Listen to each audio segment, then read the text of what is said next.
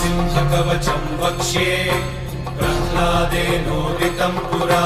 सर्वरक्षाकरं पुण्यं सर्वोपद्रवनाशनं स्वाहा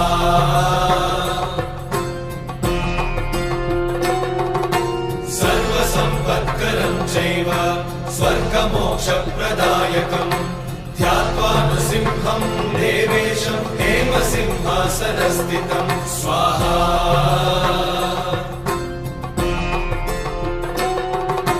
निवृत्तास्यं त्रिनयनं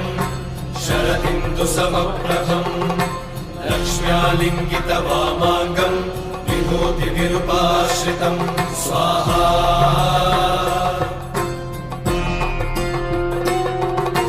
चतुर्भुजं कोमलाङ्गं स्वर्णकुण्डलशोभितं